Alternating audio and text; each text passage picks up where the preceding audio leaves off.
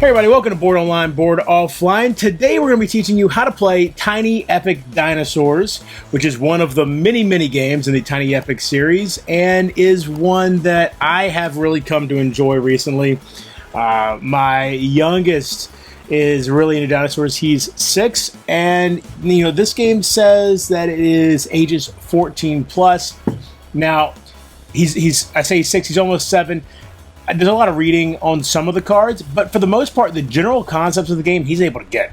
So keep that in mind when you're figuring out who you're going to play with. That 14 plus probably has a lot to do with the tiny pieces in the game. I know that there's sometimes with board games, they'll just throw that 14 plus on there so they don't have to do the additional safety testing for younger kids. I don't know. Seems to me the age could be a lot lower. In fact, on Board Game Geek, the community has recommended ages 10 plus.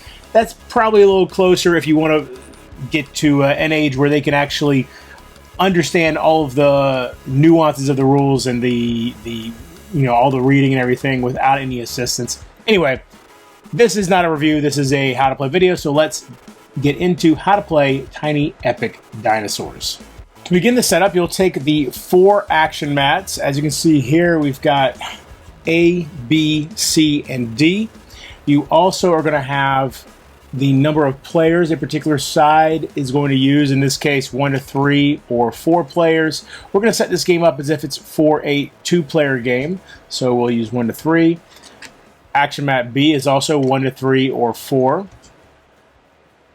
Action mat C is 1 to 2 or 3 to 4.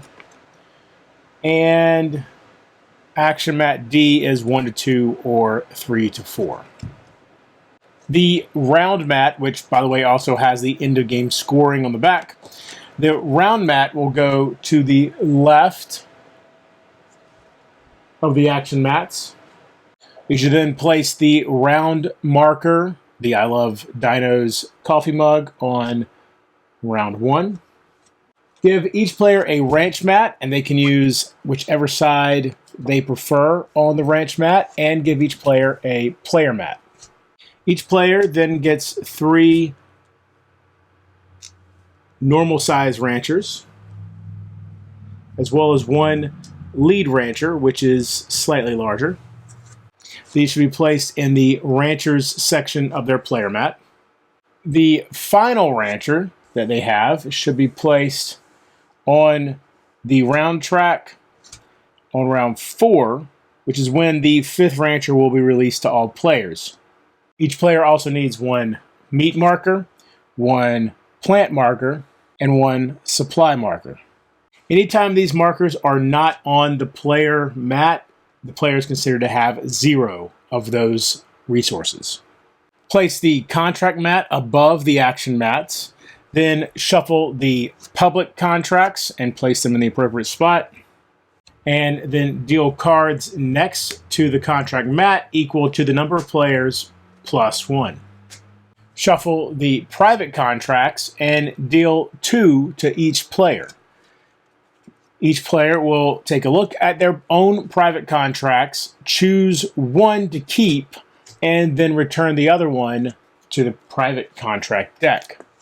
Once all players have returned their extra one to the deck, it will be shuffled and placed in the appropriate spot on the contract mat. Next, place the research mat below the action mats. Shuffle the research deck and place it in the appropriate spot. And then deal 3 cards from the deck, like this. Keep all the dinosaurs and barriers in a supply nearby. The rules say to sort them by color. I often just leave them in a pile like this. Your preference. Finally, give the first player marker to whoever has most recently visited a natural history museum. Or choose randomly. Once you've determined the first player, the second player gains 1 plant. The third player gains 1 meat. And the 4th player gains 1 supply. Tiny Epic Dinosaurs takes place over 6 rounds. Each round has 7 phases. resource collection, assign ranchers, retrieve ranchers, assign, arrange ranch, feed dinosaurs, breed dinosaurs, and refresh for the next round. The first phase is collect resources. All players simultaneously collect the resources from the ranch that are uncovered. So right now at the beginning of the game, this rancher would have 1, 2, 3, 4, 5 plants, 1, 2, 3 meat, and 1 supply. Each resource may have a maximum of 13. As mentioned previously, if a resource is off the track, it's at 0. Also, a resource can never drop below 0. If a dinosaur is covering a resource during the collect resources phase, then 1 less resource would have been collected. So in this case, the rancher would collect 5 plants, 2 meat, and 1 supply. The second phase is assign ranchers. Starting with the player who has the first player marker, players take turns assigning their ranchers to different actions. On a player's turn, they must place a single rancher, which can be either a regular rancher or the larger lead rancher, onto an empty action space. They then immediately perform that space's action. So in this case, they would gain 2 plants. After that, the next clockwise player will place a rancher, and so on until all players have placed all of their ranchers. If on a player's turn they have no ranchers to place, they're skipped, and the next player will continue play. Now, it is possible to use occupied spaces.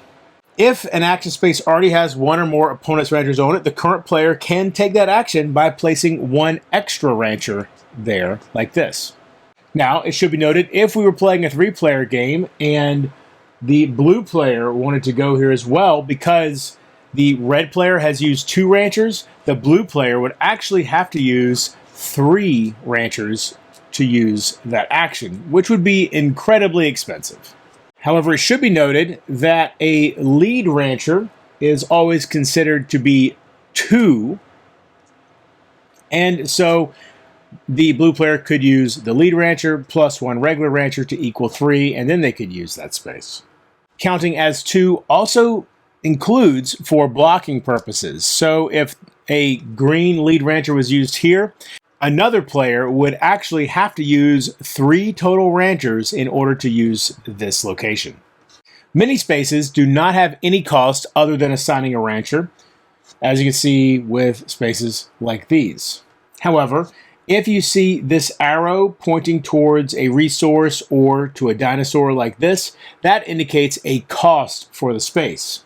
So if I were to use this space, I would have to spend 1 supply in order to do so. If I were to use this space, I would have to spend 1 plant and 1 meat in order to do so. And if I were to use this space, I would have to spend any 1 dinosaur, discarding them from my ranch. Anytime you place a rancher in a space that has a cost, you must immediately pay the necessary resources and then perform at least part of the action. Anytime you see the plus symbol next to an action, that means you gain the indicated resource or dinosaur or first player marker or contract as part of that action. So now let's discuss each of the action sections. Here we have free range dinos. These are dinosaurs that you're actually going to go out and wrangle. When you place your rancher here, you then must roll the die. In the case of a net, you get the indicated dinosaur with no further issue and place it into the holding area of your player map. If you get this symbol, that means that your rancher must be placed into the medical leave area, matching your color, along with the dinosaur you are wrangling. If you get the egg, then you've actually gotten 2 dinosaurs instead of 1. If you use this action, you must pay 1 supply and then gain any dinosaur you wish, no die roll required. The contract section allows you to complete a contract. So in the case of this contract, you would take 2 Brachiosaurus and 1 Stegosaurus from your ranch, not from your holding area, and discard them back to the supply, and then take this contract and put it in your play area for scoring after the game. This space does the same thing, except you must pay 1 supply first. For barriers, here, you're able to take a dinosaur from your holding area and put it directly into your ranch for this symbol here. And then this symbol allows you to immediately move 1 or more barriers from your ranch to your holding area. The important thing to remember with both of these is in that moment, it does not matter if dinosaurs are not properly enclosed or if they are enclosed with different species. That will be dealt with in the 4th phase of the round. If you place your rancher here, you gain the first player marker. If you already have the first player marker, there's no effect, but this would be a good way to try to block someone from taking it from you. And you then can pick up any barriers currently on your ranch. If you place your rancher here, you gain 1 barrier and place it into your holding area. And if you place your rancher here, you must pay 1 supply, but then you gain 2 barriers to place into your holding area. The research section allows you to spend 1 plant and 1 meat to gain 1 face-up research card, or you can draw 3 research cards from the top of the research deck. This research space allows you to spend 1 plant and 1 meat to gain 1 face-up research card, or you can draw 3 research cards from the top of the deck, look at them, choose 1 to keep, and discard the other 2. This is exactly the same, except the cost is for you to pay 1 dinosaur from your ranch. And then the resources area just gives you the exact resources indicated in the space. Phase 3 is retrieve ranchers. All players simultaneously retrieve all their ranchers from the action spaces. If any ranchers and dinosaurs had ended up in the medical leave area, this is also when they will be retrieved, and the dinosaur will be placed in the holding area. Phase 4 is arrange ranch. Players will simultaneously place all of their barriers and dinosaurs from the holding area into their ranch. A barrier can only be placed on the dotted lines. So for instance, here or here, it cannot be placed somewhere like here or here. If there are barriers from previous rounds, they cannot be moved. Only barriers in the holding area can be moved, which is why the actions that allow you to pick up and move your barriers into the holding area can be so important. As you're placing new barriers, any dinosaurs in your ranch can be moved freely into wherever you wish them to be. Purple dinosaurs, also known as unique dinosaurs, do not have to be in an enclosure and can be placed essentially anywhere as long as they are not inside of an enclosure with another dinosaur.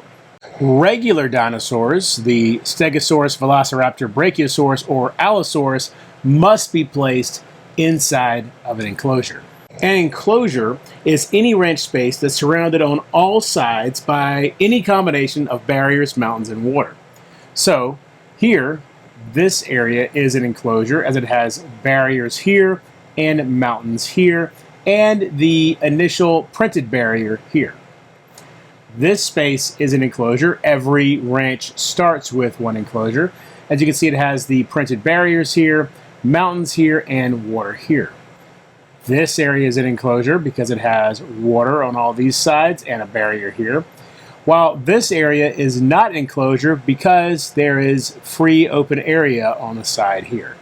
An enclosure with multiple ranch spaces can hold many dinosaurs of a single species, but only one dinosaur per space at most. Phase 5 is to feed your dinosaurs. Players simultaneously feed all the dinosaurs in their ranch, including unique dinosaurs. The resources they eat are listed next to their name on the player mat or, for unique dinosaur, on the unique dinosaur's research card. So in this case, the Ankylosaurus eats 1 plant, 2, 3, 4, 5 plants total, and so this player would now be completely out of plants. Some dinosaurs are omnivores, and you can see here, this one can eat either 1 meat or 1 plant. You're allowed to feed your dinosaurs in whatever order you prefer.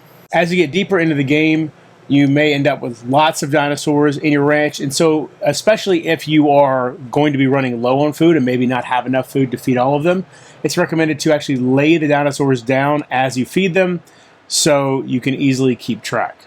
Phase 6 is to breed dinosaurs.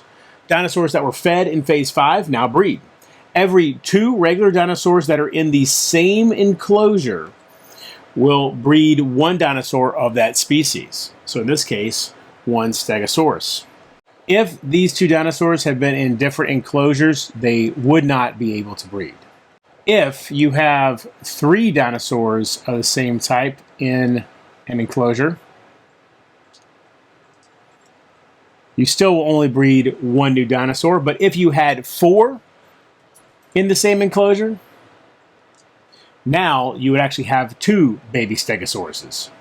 Any newborn dinosaur is taken from the supply and must immediately be placed into your ranch. When they're placed, they must be placed into an enclosure, so maybe up here. As you can see, it does not have to be the same enclosure that the parent dinosaurs were in. Keep in mind, newborn dinosaurs cannot breed the round they were born. If the supply of regular dinosaurs runs out, you cannot make more of that dinosaur. Any effect that would result in you gaining a new dinosaur of that type is canceled. If multiple players are trying to breed a dinosaur that is running low in the supply, they will each take 1 at a time in turn order until they are gone. Now, in Tiny Epic Dinosaurs, it is possible that dinosaurs can escape. This can occur in Round 4, Arrange Ranch, Round 5, Feed Dinosaurs, or Round 6, Breed Dinosaurs. In Round 4, it can occur when you don't have a spot to place a regular dinosaur. As you can see here, there is no more enclosure available, and so this Stegosaurus can't be placed, and so it will escape. It can happen in Phase 5 if you don't have enough food to feed 1 or more dinosaurs. Every unfed dinosaur will escape. And it can happen in Phase 6 when a newborn is born and there's no enclosure to place it in. That newborn will escape. Herbivore dinosaurs and carnivore dinosaurs cause different mayhem when they escape. It's important to realize that the penalty for an escaping herbivore and the penalty for an escaping carnivore can only occur once per round, even if multiple of the same type escape. And to be clear, that's once per round, not once per phase. When a herbivore escapes, they will destroy 1 barrier in the process. Return the escaped dinosaur and the barrier to the supply. When a carnivore escapes, he will actually eat 1 dinosaur on his way out, so return both dinosaurs to the supply. You can choose which penalty to take, omnivore or carnivore. If a unique dinosaur escapes, such as the Ankylosaurus here, you would also discard its research card. Phase 7 is to refresh for the next round. First, draw public contract cards to fill the contract row back up to the number of players +1. So in this case, we would just need to draw a single one for a 2-player game. Discard any face-up research cards and refresh with 3 new ones. If the research deck is ever empty, shuffle the discard pile to create a new deck. Advance the round marker into the next round. And it's now time to go back to Phase 1 and begin working through the phases. When you reach Round 4, each player will gain their additional rancher. This is also when players draw a new private contract card. This is added to their hand in addition to their current private contract. Finally, at the end of the game, flip this over and use this for scoring. You'll first score any completed contracts. and then score any research cards that you currently have. And then finally score the dinosaurs that are in your ranch. The scores for those are found here. 2 for Stegosaurus, 3 for Velociraptors, 3 for Brachiosaurus, and 4 for Allosaurus. The player with the most victory points is the winner, and if there's a tie, the tied player who is earliest in turn order, starting with the first player marker going clockwise, wins. And that's how you play Tiny Epic Dinosaurs. Thank you so much for watching. If you enjoyed this video, please give it a thumbs up. Please subscribe to the channel as well. Come back for all kinds of great content. How to play the Gambler's Chess expansion for Kingdom Death Monster Part 4 will be coming up soon. How to play Maps of Mystera and how to play Dungeon Universalis Part 4. All that great content and much more coming soon. And until next time, if you're bored online, board offline.